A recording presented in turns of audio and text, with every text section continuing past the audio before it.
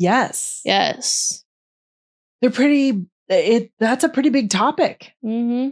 Yes. And so, I mean, the reality is, I think most of us we just by nature, we're going to evolve into family roles. To what extent we identify with them, I think a lot depends on the family and how fixed those were. Mm-hmm.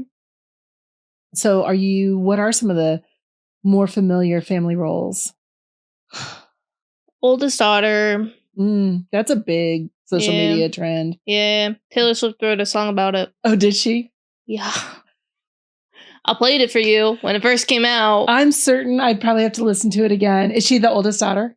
Yeah. Yeah. She's the only daughter. The only daughter. Let's see. Therapist child. Yes. Yes. That's distinct from being a therapist child, not like a pastor's kid type of thing. Mm-hmm. Let's see what else is there. The youngest child. Mm-hmm. That would be me. I own it well. The only child. The only child. The oldest child. So you have the middle order. child. Right. So some very Adlerian birth order, typical types of roles. The scapegoat. The parent. The parentified. And then, the golden child. Mm-hmm. Yes. The favorite child, also me. I guess people can assign their own, I bet it is your perspective. So let's talk about each of these different roles. Do we want to start with birth order first? Sure. And then go through those? So what are some of the characteristics typically assigned to, we'll start with the eldest child first and then eldest daughter. They're the responsible, the quiet, like the sort of the one that just exists. Really? I don't know. Oh, I definitely know the responsible one. The planner, the organizer, Your son fits none of this. No. None of it. And not every family has some of those traditional roles, and some of it could be, because context matters, right? So the oldest child, youngest child, especially if there's a large age gap in between them. So the placement matters. For my oldest child, who is oldest by just a few minutes, that may not be typical because of he's giving youngest child, I won't lie. He gives youngest child vibes. I sort of think your other brother has always exhibited some of the more, if we were to say, more classic. No, he is very strongly middle child. He does exhibit some of those too. Yes. But even when they were born, the hospital was very much like, usually baby A has this trajectory and baby B, whereas Xander, who was baby B, he exhibited more of what they would have expected for baby A, and vice versa. So I think the whole point of this being is, even you can have some of the characteristics, but that doesn't mean they're all true. And it doesn't mean that it has to define each person simply because it is. Do you have any more characteristics for oldest child? For oldest child, I think that those Since you are one. And some of us can say we probably fit the mold. Fit the mold. I would probably identify with that a little bit strongly, probably. And eldest daughter, probably very much the same. Although I would say that with time, that is something, as my sisters and I talk about, like I can take back. I don't have to plan everything. And so I think that there's been more shared experiences too, trying to respect all the characteristics and qualities that they have. So so I think that that's something that we can consciously try to move away from. as just the default way that we are. Any more oldest child characteristics? I don't know. Do you see any more that you've seen? Because you probably see it a lot more on social media too. I don't see a whole lot of oldest child stuff. It's usually they're the quiet ones, has the most responsibility. See, and I've not heard the most quiet. I've heard it's like the ones that keep to themselves more. It could be. Yeah, because I mean, sometimes the youngest is seen as more outgoing and sort of the jokester, clown sort of thing. So yeah. Middle child, my favorite one to talk about. They are considered the problem child, typically. Those two roles, they go hand in hand. Do you think, okay, so middle child. I think the middle child oftentimes feels overlooked and invisible, right? Which causes them to act out, and then they become the problem child. Right, because all I can hear, and I even as we were saying this, is from Brady Bunch, right? Like the middle daughter was like, "It's always Marsha, Marsha, Marsha." Sounds like your son saying it's always about me, right? And then sometimes the gender roles come into play. So how much of it is birth order? How much of it is a gender role? But I even had to stop and think like, hey, who was the middle child in the Brady Bunch? What was her name on the show? Right? I knew Marsha, and then you had the little Cindy, and then it took me a few seconds of like, oh, it was Jan. It was Jan. But she was oftentimes overlooked. Yeah. And so, yeah. So, but they sometimes they're also, the middle child is known for being more of the peacekeeper, the harmony, maintaining that. They can have qualities of both the older and the younger also. Youngest child? Youngest child, we are the attention seekers. They do tend to like the attention on them. But again, I don't know. Like, yes, you might have some of those, but you were also so close in age to your brothers. And oftentimes... Well, I'm also the oldest daughter. There is that. There is that. So you are the Those organizer. Those two roles really combat each other. With the responsibility, the organizer. Why was I having to make sure that my brothers were dressed and ready for things when you were out of town? When I was 2 years younger than them? On the special occasions, you did sometimes step up, right? But then that brings up another thing, which we need to talk about, which is how much of those roles are sort of expected, because in a family, you have to help each other, right? Like you expect the parents to do certain things. They are human too. And so it is realistic, at least in my opinion, to expect children to be stepping in and assisting where they can. When appropriate. And as long as it's age appropriate. And then we get into this concept, which is overparentification. And so... Prime example, Fiona from Shameless. Yes. That is in the earlier seasons. And there's two different aspects to parentification, and they can have different consequences. One is instrumental parentification, and that is the helping out, the maybe doing some chores, helping with younger siblings, helping, the daughter helping, with the brothers, getting them, making certain they look presentable if they're going to an important function while mom is away, things like that. So instrumental parentification is, one of those aspects. And how much of it is, again, what is appropriate being part of a family system, being expected to help and contribute, because that is an important aspect of feeling of value within the family, that you can contribute, that you matter. And so that can have a very healthy aspect within families. And then there's this part where at what point might it be too much or not appropriate given the age? And so I think that that's important too, is not, it's absolutely okay to be asking your children to help out around the house, to do chores, to help with younger siblings, and so forth, or to help with older siblings. It doesn't matter. Like, how do we as a family help each other get through the day?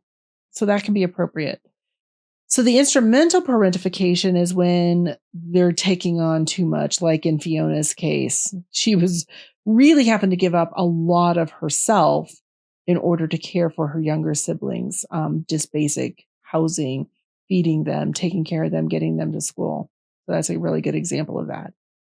The other type of overparentification is the emotional parentification. And that's where we can get into some pretty harmful dynamics. And that is when a child is being put into a situation to attend to the emotional needs of the parent or to meet emotional needs of the parent. I think you said it the other day, like, we don't use our children as emotional support children. Yes, I was talking about emotional support animals and how I don't agree with them, but to each their own. And I was like, would you treat your child like an emotional support child? Right. And someone had the audacity to argue with me about that. And that's okay. We use them as motivation, and therefore they are our support. Not what I was talking about. That is not emotional support. That's motivation. Separate things. Right. But emotional motivation. And yes, we can be motivated by our children.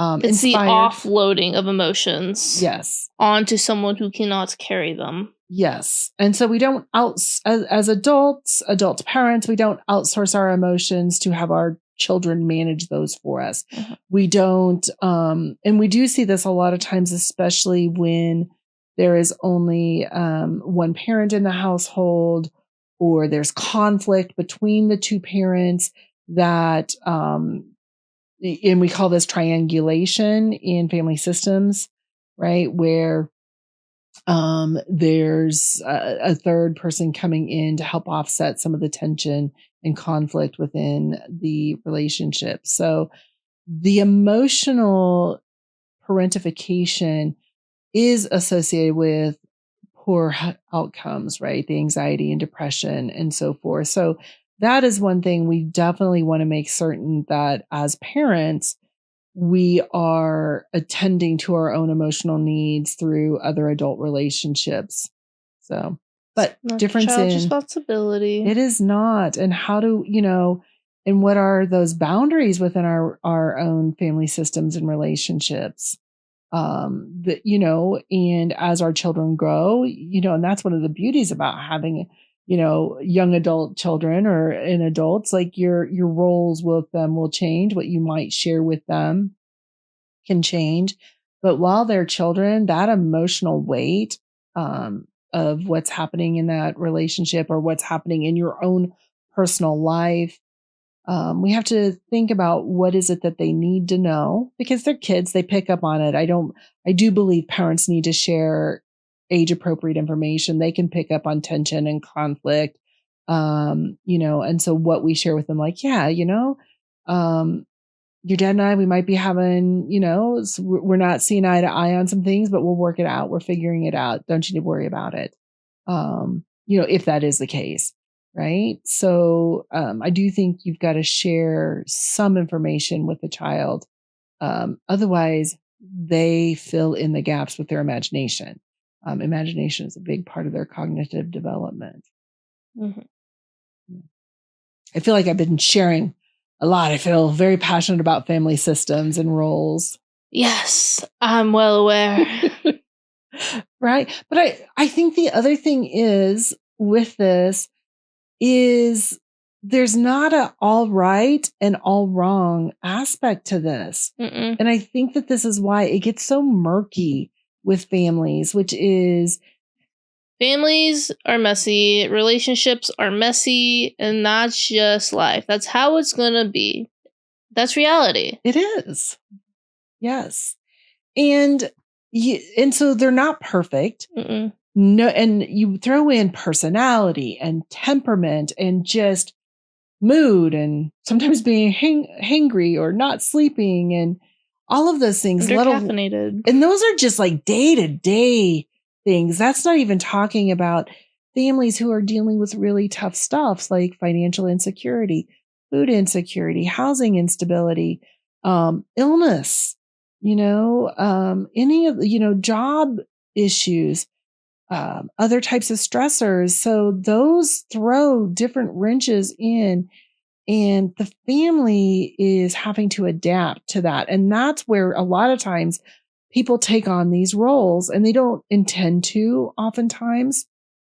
And so they just try to help relieve the load a little bit, whether they're being the responsible one to like, if I do these things, then maybe that will help. And oftentimes it does. Or maybe if I crack these jokes, that seems to lighten the mood a little bit. And so we learn early on to take on these different roles within our family. Yeah. Yeah. Yeah.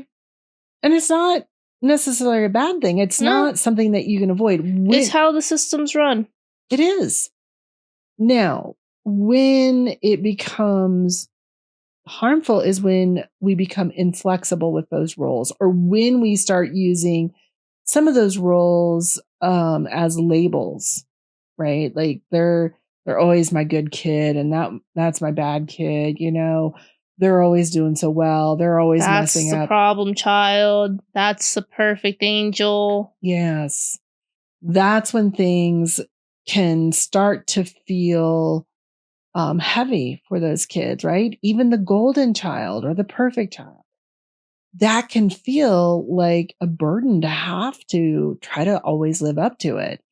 And then they have to match some of what they want, some of their goals and dreams that they have for themselves, oftentimes start to mimic what it is that it feels like the family or the parents need to maintain that role. And that's very heavy and can create some conflict later. Mm-hmm.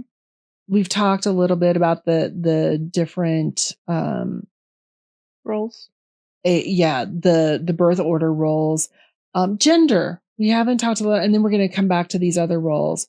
As the only daughter, let me tell you, the guys just think that I'm spoiled. Yes. They do. I think that's typically how it goes. I think that comes with the role. For the daughter? For the daughter. If there's an only daughter? If there's an only daughter, then clearly you're the spoiled one. Yeah. I wonder if that's true for all families. I don't know. I have heard it a lot. Okay. Yeah. And now do the boys have different roles? I don't know. I think you might have like the tough guy or the like hero. Right. Like if there's an only son with multiple daughters, you'll something like that. I don't know. Yeah. That's just my assumption. Yeah. And I don't know. I grew up with only sisters. Your dad grew up with only brothers. Mm-hmm. Let me tell you that. So these are some interesting like family dynamics, right? Because how you relate to boys and girls sometimes are based on some of your own sibling kinds of stuff. There are some guy things that I just don't get.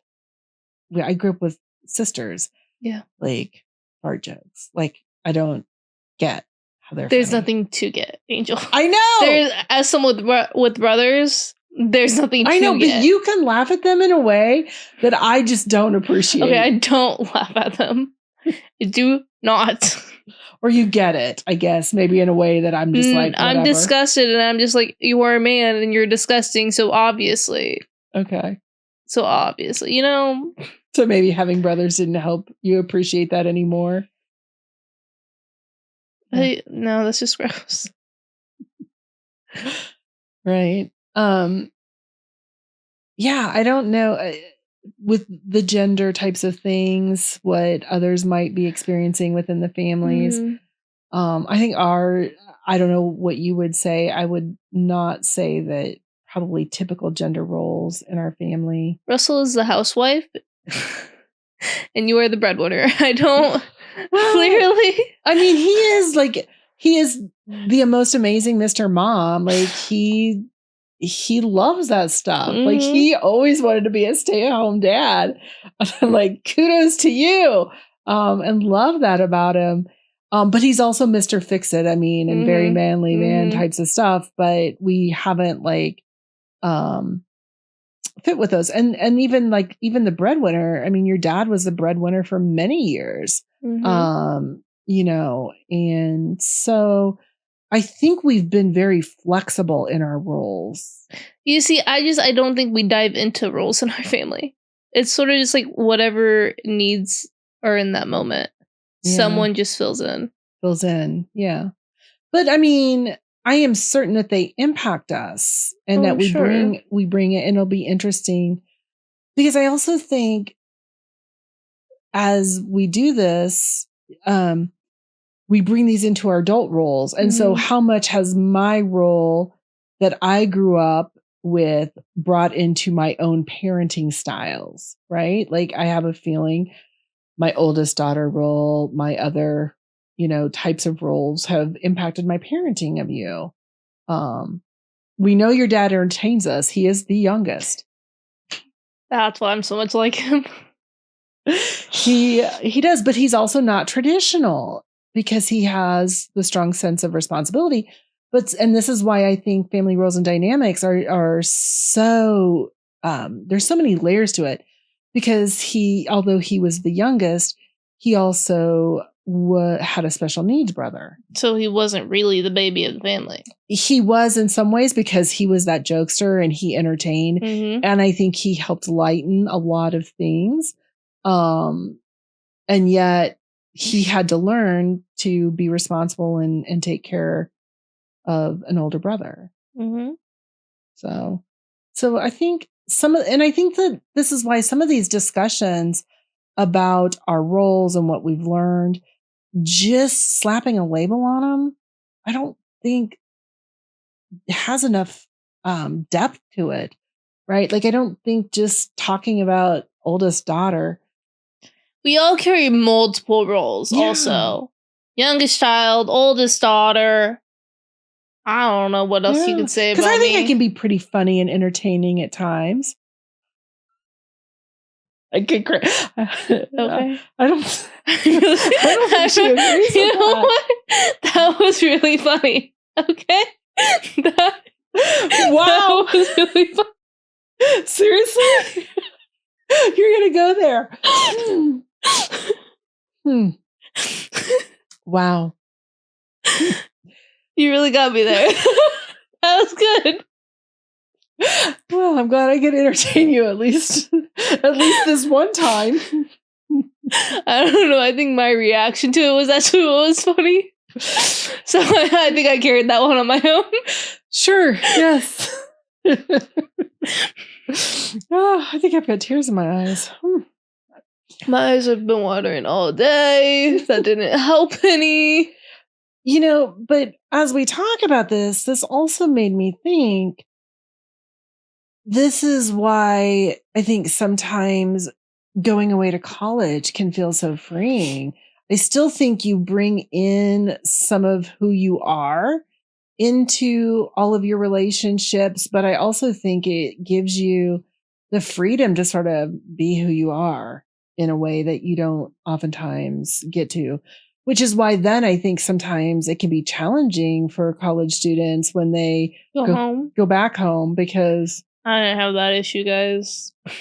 I stayed home. Yes. Well, yeah. And I think a lot more students are doing that too. It's expensive. It's expensive. I mean, and you stayed on campus. A little bit.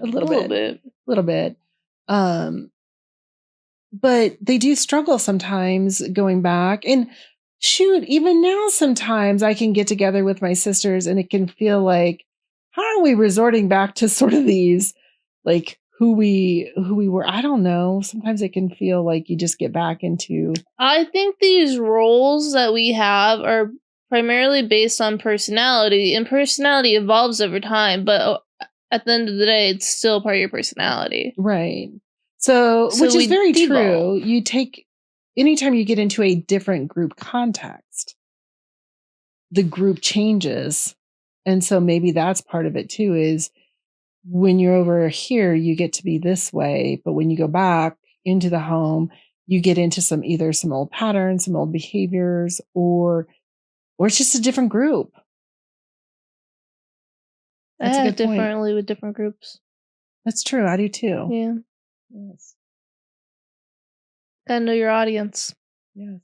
Well, and it's so funny now that I think about it. You said the oldest one is more quiet, and I certainly don't consider myself quiet, except now that you say that, I am more quiet at home. Yeah. Yeah, you are. Did I ever tell you about the first, this is a total side note, the first dinner, work dinner that your dad joined me on? Yeah. He was like, I've never seen you talk so much. Oh, and I'm like, what do you mean? Because you don't talk at home. I don't. I'm more quiet. And you don't like loudness, which is rough because the youngest child is usually the yapper, and you married a youngest child. Well, and let's just face it, 3 of you there are very... one of them doesn't even live there. Loud. Doesn't even live there. No. But there were a few times when it was just Nick and I, and we would just look at each other, and one time, and he must have been about, I don't know, 10. He's like, it's so quiet when it's just you and me, Mom. I'm like, yes, it is, baby. Where's the fun in that? I'm not saying it's not fun. Like, I appreciate it. There will be no peace had. No peace had. Right. But you do have to understand there is a time where a certain level of noise, it gets a little too much. And especially when I'm winding down for bed. Yes, I'm going to have karaoke night in your room, standing on your bed while you're trying to sleep. Yes, we know this. You are ready to go. But I want the lights dimmed. I want everything starting to wind down. But no. Mm-mm. Everybody's different. No. So we've talked about gender and birth order. Let's talk about some of the different roles. We've touched a little bit on some of them. Yes.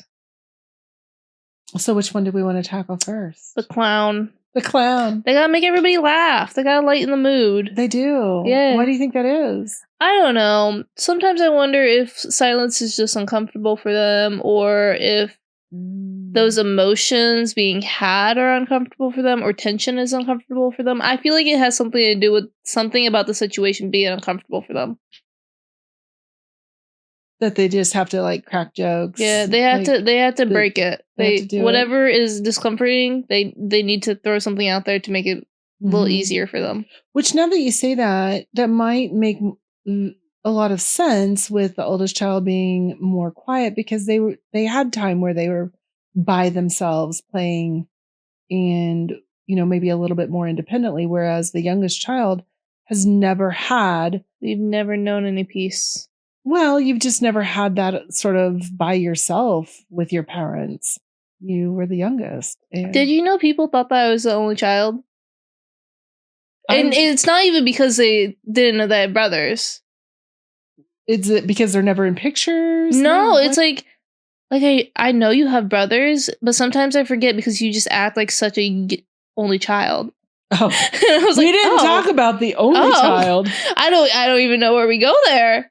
I don't feel like that's a compliment. Mm-mm. I've never heard an only child being called an only child out of compliments. We did miss that one. So we did. I don't know how to describe that.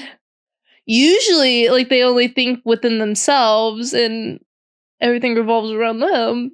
I don't think that I act like that in most situations. Really? Oh.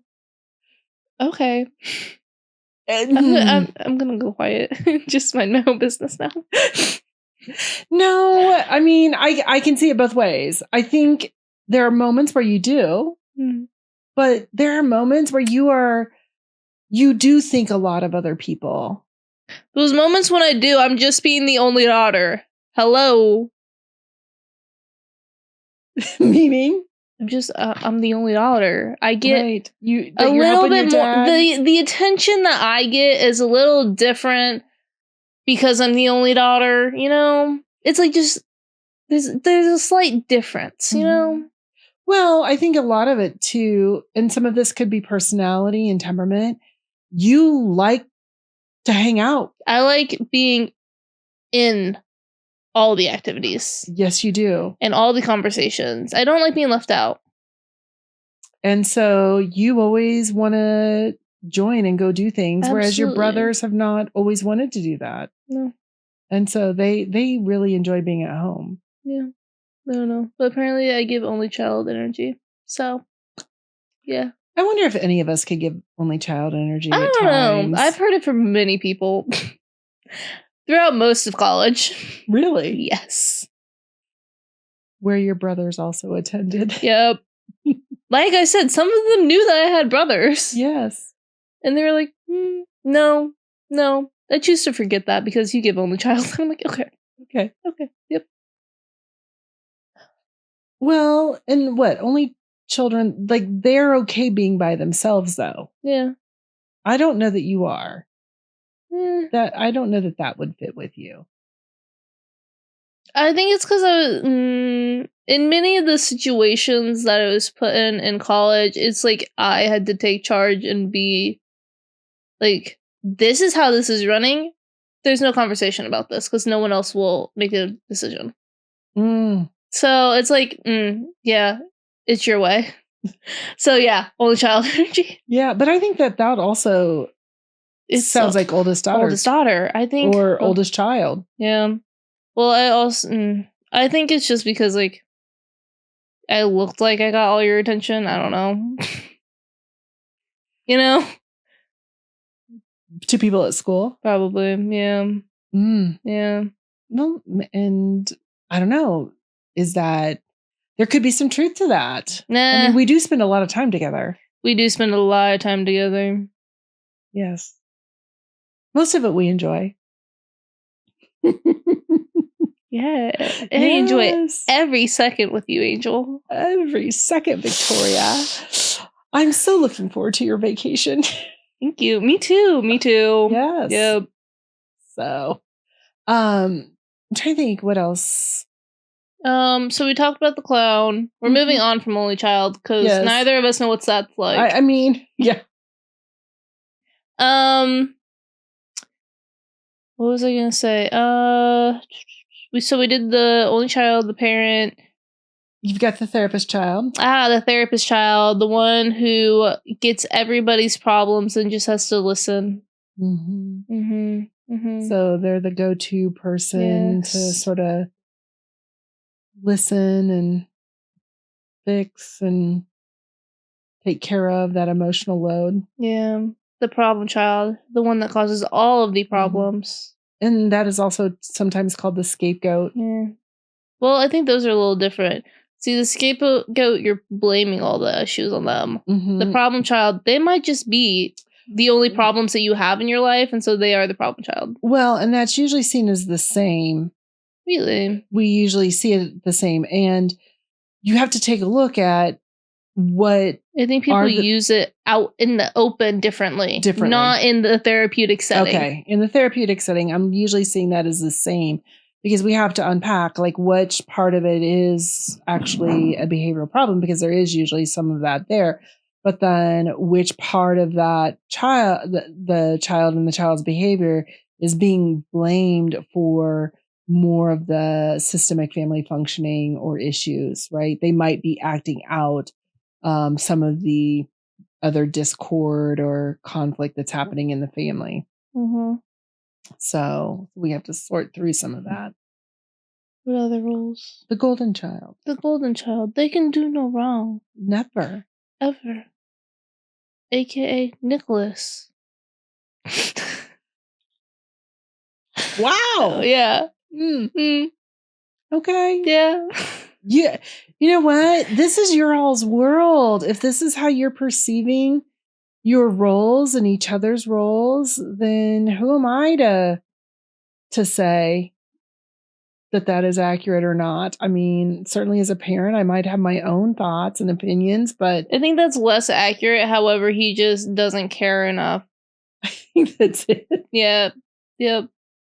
Because I see, and this is where I could see all three of you fitting in as sort of that golden child, because we do no wrong. We're just perfect. That's not true. I don't think I would ever say you do no wrong. But when was very the last proud of time I did wrong?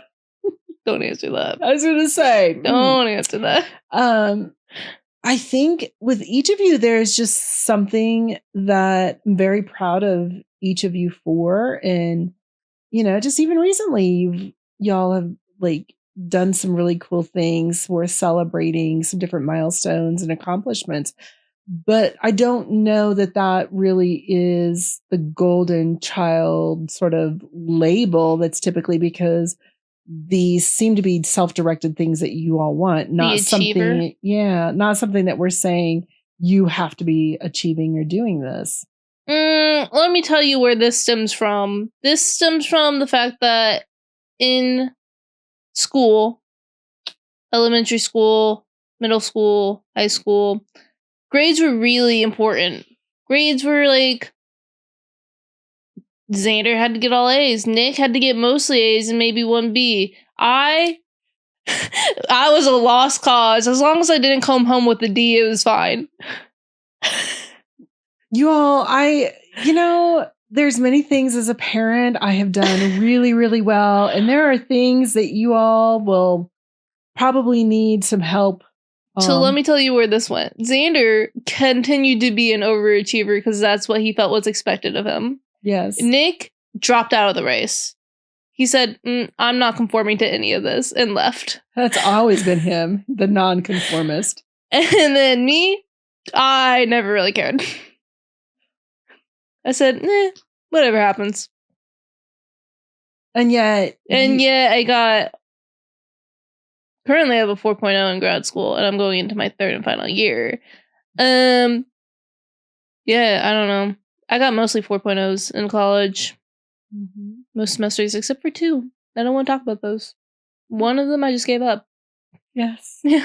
So, well, and I mean, even when you give up, those were just a single class in each of those. Yeah. So and you're right.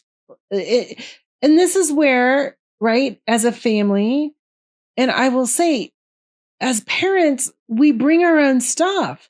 We have our own things. So yes, grades were important, but it was more about what the grades meant in the sense of not achieving. Grades, especially for your brothers, was a way for me to have a sense of what they needed. Because I knew when being born at 26 weeks, didn't make it to the 3rd trimester, that I knew I had to be sort of watching some of their academic growth and so forth to see what they needed. What did I need? Words would vibrate on paper, Angel. Okay. For which you did not tell me because I didn't know. Were 21. I didn't realize. And, and again, as a parent, I am so sorry. I did not have the foresight to ask you when you were a child, how do those words look on paper for you? I mean, I was just trying to make certain you were reading. Reading was my worst subject. Right? I know. And I didn't, but sometimes how much of it is interest or lack of interest? I didn't know that words vibrated on the page for you. I felt like I asked a lot of questions. I was very involved in. You should have asked if they were moving. I should have asked. So y'all, maybe parents can learn from I don't know. It could have been like dyslexia. Did you ever get me tested for that? There was no indication that you had that. And there are usually signs early on. Mm-hmm. And I was watching for all of those, I promise. Okay. And there were none. Mm-hmm. Besides what we typically see that you outgrew. Your B's and D's backwards and stuff like that's part of the learning. So like, let's see if she learns how to correct that, which you did. You just never showed interest in reading. You loved being read to.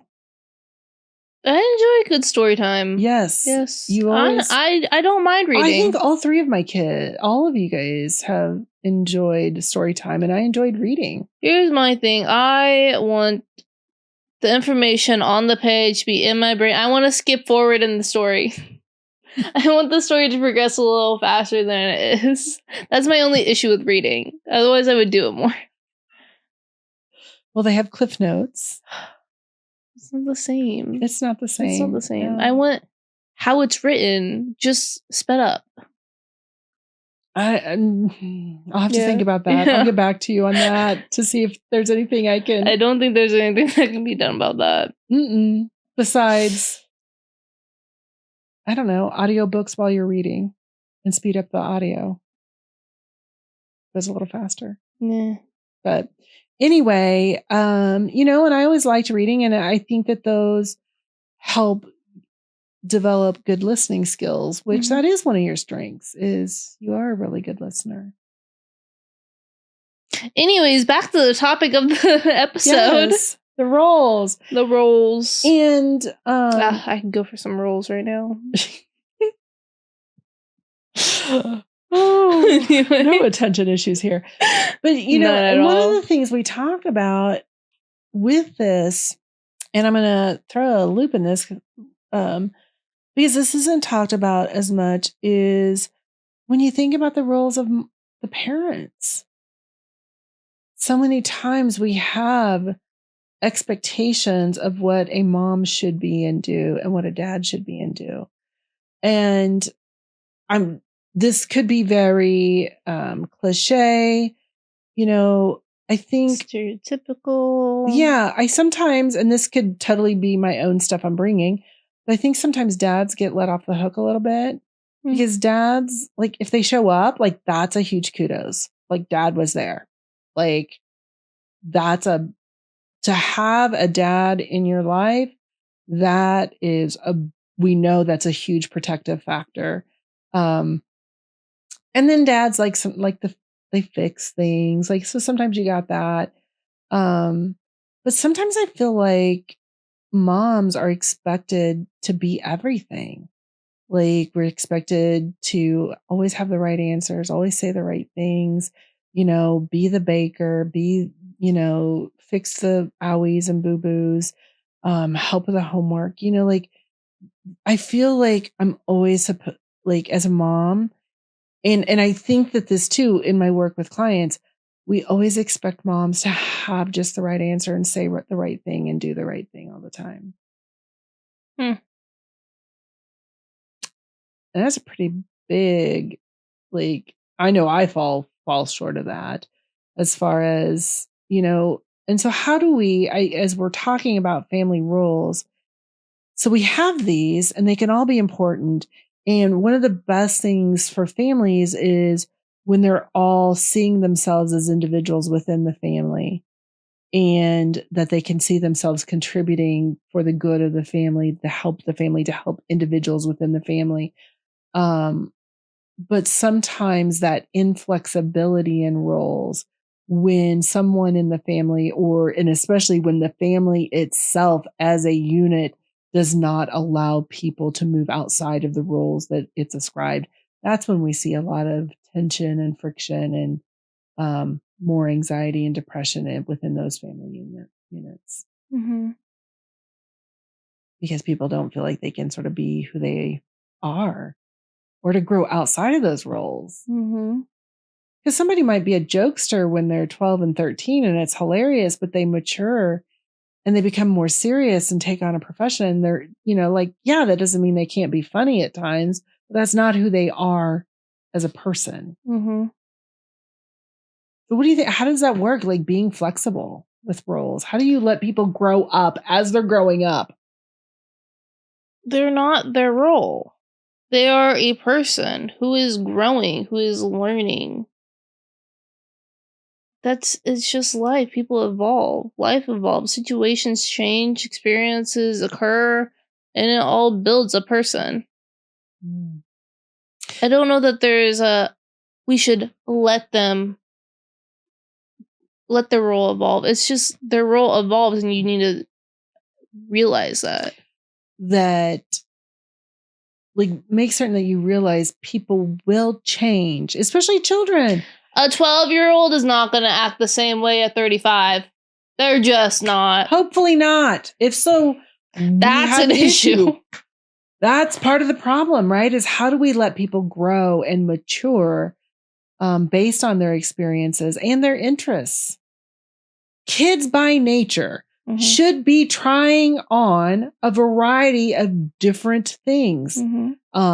They should try on attitudes, personality, beliefs, and sort of see what fits them and what doesn't. Now, with obviously they need some guidance and structure. We're not going to, I do believe in disciplining poor behavior. You still need to know good decisions versus bad decisions. Natural and logical consequences need to be applied. I am going to know that kids are going to do some things that they ought not do. That's part of growing. And that's where the natural and logical consequences come in. Like, if you're going to say mean things to other people like that, then there's an issue. There's an issue. And this is a consequence for that. So, but I think we should we should allow space for them to say and do things that aren't perfect. And that's okay. That doesn't define them. Just like their roles don't define them. Their roles. Yes. And the labels. Well, okay. And so then this whole other thing. So then these labels. Well, apparently my generation just likes labels in general. So, I really do feel like they are labeling themselves within their family systems. Yes. So they like to label. And now we're not just labeling them as a role or as a personality trait. We're giving it psychopathology. We're giving it diagnostic labels too. What? Yes. I don't know what we're talking about here. That now I need an example. We need everything is about anxiety disorders or because of course if you're the eldest daughter you've got to be anxious and depressed or narcissistic or all of these things like they all have names for it. Sure.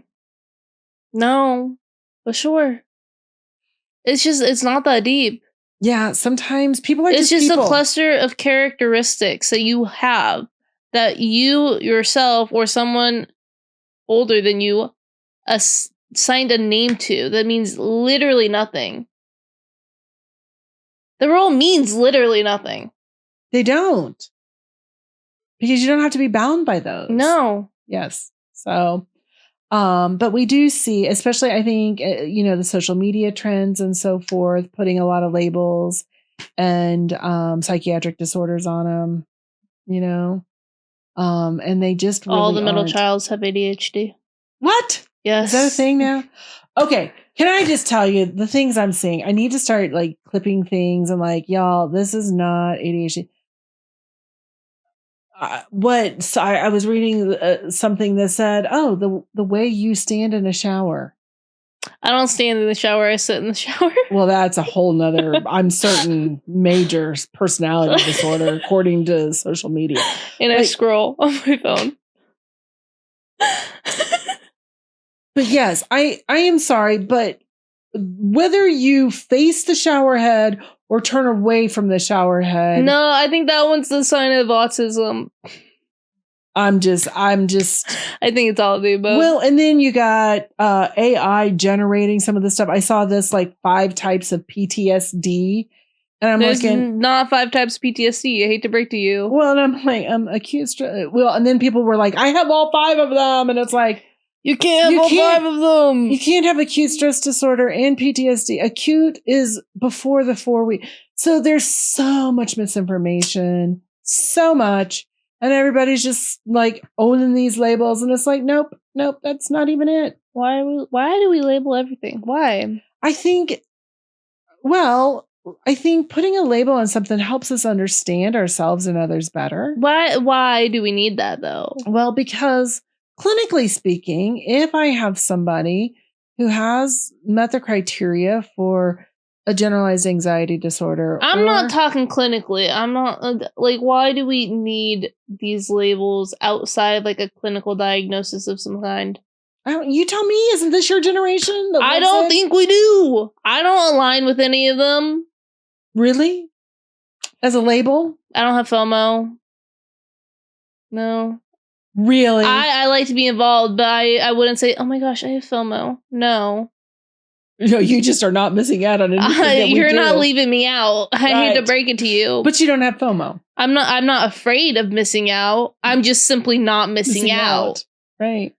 I wouldn't consider myself the oldest daughter. I don't hold that role. I don't care.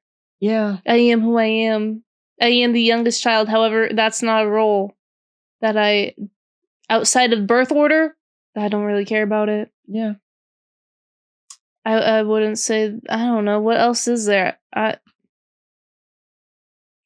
Yeah, I mean, I think that they can help us understand ourselves and others, especially when we have felt off and we don't understand why we are the way we are or this or that, and that's important to us. I also think sometimes, obviously for treatment purposes, we want to know so that we can do things. But I also think these labels and diagnoses are misused a lot. They're used as an excuse for poor behavior, or they're used, or can be, not always, obviously not always. They're very helpful in many cases. But I am always concerned when I have a kiddo or a young person, sorry, if they're, well, my ADHD made me do this. Hold on a second. Your ADHD didn't make you do nothing. Right? Like, we need to understand, yes, you might be acting more impulsively. You might be doing this. But you can still make your own choices. Yes. And you need to understand. You are responsible for those choices. And knowing that you have ADHD might You are responsible for handling your ADHD. Yes. And it might help you understand why it might feel a little bit more challenging for you to do something than others. But you are ultimately still responsible. So it does not absolve responsibility. Mm-mm. It does not excuse behavior. So, oh, my ADHD brain made me do this, and it's like, oh, the number of 40 and 50-year-old women who are now being diagnosed with ADHD. And it's probably very real and very true. There is also some learned attention gaps. There are hormonal issues that affect our attention. The level of stress. And overall with social media right now, all of our attention levels are deteriorating. Essentially non-existent. We know this. This is the regression in attention span is very real. And we know that memory and concentration and being able to pay attention are also affected by stress levels. And we're seeing record high stress levels and inability to regulate our stress levels. And probably some of it is if I spend time scrolling instead of getting out and taking a walk to re-regulate my system. Don't talk about walks right now. I'm really upset I didn't get mine today. None at all? None at all. Oh. I'm really upset. Anyways. Okay. I got mine in.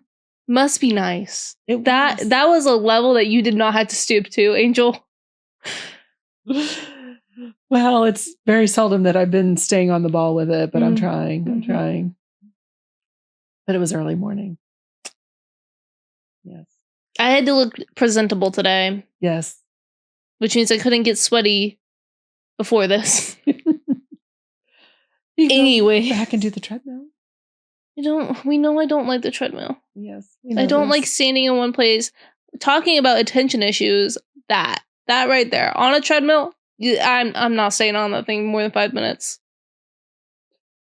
Even watching things, you can't watch a show on your iPad. Because I'll be thinking about how I'm walking on a treadmill. And how the ambiance isn't the same as walking outside, all the things. Anyways. But you also don't have people pulling up next to you and nobody's trying to kidnap me. Nobody's honking at me. How many freaking times do I get honked at? Let me tell you about it. Really? Yes. There will be nobody out driving, and then one car will be coming up on me and they'll honk. Friendly, saying hi. Okay. It happens at least 2-3 times a week. Really? Yes. Do you know these people? No.